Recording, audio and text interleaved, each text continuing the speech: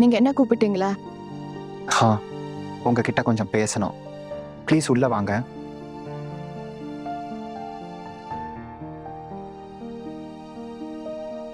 ஆனா நீங்க எதுக்கு எல்லாரும் முன்னாடியும் தேவையில்லாம பேசுனீங்க?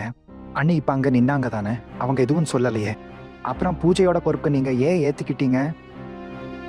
பணம் எங்க இருந்து வரும்னு யோசிச்சிங்களா? எல்லாரும் உங்க மேல கோபத்துல இருக்காங்க. ஆனா இந்த பூஜை நடக்கலைன்னா எல்லாரும் உங்களை தான் குறை சொல்லுவாங்க. அவங்க ஆல்ரெடி உங்க மேல ரொம்ப கோவமா இருக்காங்க தெரியுமா? எனக்கு இது மட்டும் தான் தெரியும். அத்தை நினைச்சிட்டா இந்த வீட்டுல கண்டிப்பா பூஜை நடக்கும். ஆனா நீங்க ஒவ்வொரு முறையும் இப்படி எதையாவது பேசி என் உயிரை எடுத்துடுறீங்க. நீ மந்திரவாதியா? உனக்கு மேஜிக் தெரியுமா? இப்படி மந்திர குச்சியை சுத்துனா கையில பணம் வந்துருமா என்ன?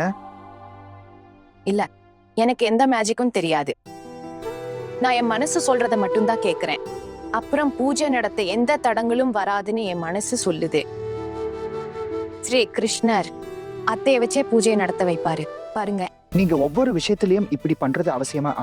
எல்லாரும் உங்க மேல கோவமா இருக்காங்கன்னு தெரியும் தானே. அப்புறம் பூஜையோட பொறுப்பை நீங்க ஏன் ஏத்துக்கிட்டீங்க?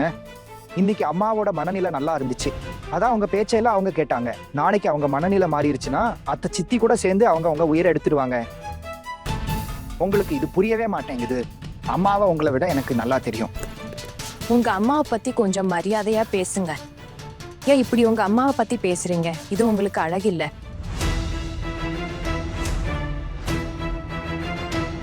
இப்ப நான் எப்படி பேசணும்னு கூட நீங்க தான் சொல்லி கொடுப்பீங்களா?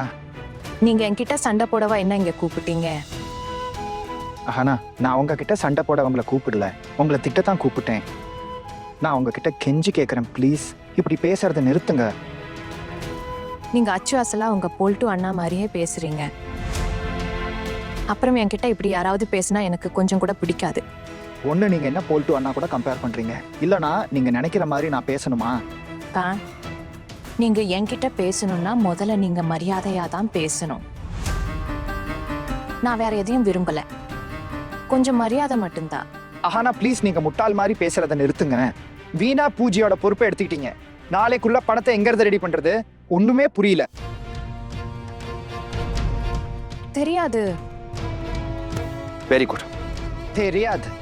அப்புறம் ஏன் இவ்வளவு பிடிவாதமா இருக்கீங்க? அதான் எனக்கு புரியல. நீங்க இவ்வளோ யோசிக்கிறீங்கன்னா அப்ப எனக்கு உதவி செய்யுங்க. என்கிட்ட எங்க பணம் இருக்குது? நீங்க என்ன நம்பித்தான் அவங்க கிட்ட பேசினீங்களா என்ன? இல்ல இல்ல இல்ல, உங்களை நம்பி எதுவும் சொல்லல. உங்ககிட்ட பணம் இல்லைன்னு எனக்கு தெரியும். அப்புறம் உங்ககிட்ட எவ்வளவு பணம் இருக்குது? பிறந்த வீட்டுல இருந்து எவ்வளவு பணம் கொண்டு வந்தீங்க? அது இன்னும் தீரவே இல்ல. அதிகமா இல்ல, ரொம்ப கொஞ்சம் தான் மிச்சம் இருக்குது. அதுல பூஜைக்கு தேவையான காசு முழுசா இருக்காது. உங்க கான்ஃபிடன்ஸ் ஓவர் கான்ஃபிடன்ஸ் ஆகிருச்சு. நீங்க அம்மாவோட சந்தோஷத்துக்காக இந்த பொறுப்பை ஏத்துக்கிட்டீங்க. ஆனா அவங்க உங்களை நம்ப தொடங்கிட்டாங்கன்னு மறந்துடாதீங்க. இப்ப நீங்க இந்த பூஜை நடத்துவீங்க, எப்படியாவது பணத்தை ரெடி பண்ணிருவீங்கன்னு அவங்க நினைக்கிறாங்க. ஆனா இந்த பூஜை நடக்காது. நீ தோத்துருவ. நம்ம பூஜை கைக்கு எட்டினது வாய்க்கு எட்டாம போயிடும் பாரு. எல்லாரும் என்ன குத்தி காட்டி பேசுவாங்க, கண்டபடி திட்ட போறாங்க. உங்ககிட்ட யாரும் எதுவும் சொல்லலையே. யாருக்கு என்ன பேசணுமோ அதை என்கிட்ட தான் பேசுறாங்க. நீங்க டென்ஷன் ஆக வேண்டாம். உங்களை பார்த்து யாரும் சிரிக்க மாட்டாங்க. அப்புறம் பூஜையே நடக்காது. பணத்தை ரெடி பண்ண முடியலன்னா நம்ம சின்ன பூஜையா வச்சுக்கலாம். அதுவும் இல்லாம எப்பவும் உங்க வீட்டுல சாதாரணமா தான் கிருஷ்ண ஜெயந்தி நடக்கும். இது சும்மா இந்த முறை அத்தை பூஜை கிராண்டா பண்ண நினைக்கிறாங்க. அவங்க தம்பிங்களை கூப்பிட விரும்புறாங்க. நீங்க தானே அம்மாவை ஆசை வார்த்தை காட்டி அங்க கூட்டிட்டு போனீங்க. எங்களுக்கு அவங்க கூட உறவும் கட்டாகிருச்சு. அப்புறம் எதுக்கு அவங்கள அங்க கூட்டிட்டு போனீங்க? அப்புறம் எனக்கு எல்லாம் தெளிவா புரியுது. அம்மா அவங்க பிறந்த வீட்டுக்காரங்களை கூப்பிட நினைக்கிறாங்க, அதுக்கு தான் இந்த பூஜையை பண்றாங்க. அத்தை இந்த பூஜையை செஞ்சா உங்களுக்கு இதுல என்ன பிரச்சனை? அவங்க அத்தையோட பிறந்த வீட்டுக்காரங்க, அவங்கள கூப்பிட அவங்களுக்கு உரிமை இருக்கு. ஆனா நீங்க அவங்க கூட உறவு வச்சுக்காம நல்லதா செஞ்சிருக்கீங்க பாருங்க. உங்களுக்கு அவங்கள பத்தி தெரியாது, ஆனா அத்தைக்கு அவங்க சொந்தம் தானே. அப்படி இருக்கும்போது நான் என் அத்தைக்கு ஆசை வார்த்தை காட்டி அவங்கள கூட்டிட்டு போகணும். நீங்க எங்க கூட வந்திருந்தா அப்ப பாத்திருக்கலாம் அத்தை அங்க போய் எவ்வளவு சந்தோஷமா இருந்தாங்கன்னு. யாரோ வேற ஒருத்தர் மாதிரி இருந்தாங்க. ஆனா நீங்க எப்பவும் உங்க அம்மாவை புரிஞ்சிக்க முயற்சிக்கவே இல்ல. எப்பவும் அவங்களோட கோவம் மட்டும்தான் உங்களுக்கு தெரியுது. ஆனா உங்களுக்கு ஒரு விஷயம் தெரியாது, அவங்க மனசுல எவ்வளவு வலி மறைஞ்சிருக்குன்னு, அவங்களோட வாழ்க்கை எவ்வளவு போராட்டங்களோட நிறைஞ்சதுன்னு. ஆஹானா, நீங்க எங்க வீட்ல என்ன பெண்கள் விடுதலை இயக்க போராட்டத்தை நடத்த போறீங்களா? ஃபெமினிஸ்டா நீங்க? எங்க வீட்ல இதெல்லாம் நடக்காது. வா, போல்ட்டு அண்ணாவோட தாக்கம் உங்க மேல நல்லா தெரியுது. நீங்க அப்படியே அவரை மாதிரியே பேசுறீங்க. ஃபேண்டாஸ்டிக். இன்னைக்கு உங்களோட இந்த முகமும் தெரிஞ்சிருச்சு. நீங்க குத்தி காட்ட வேண்டிய அவசியம் இல்ல. இல்ல, நான் ஏன் குத்தி காட்ட போறேன்?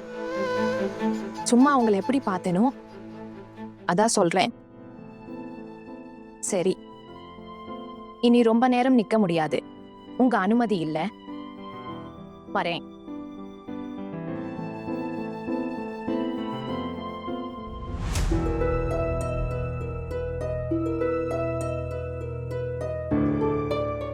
அக்கா, கிருஷ்ண ஜெயந்தி பூஜை நாளைக்கு. ஆனா இன்னும் எந்த பொருளும் வாங்கல.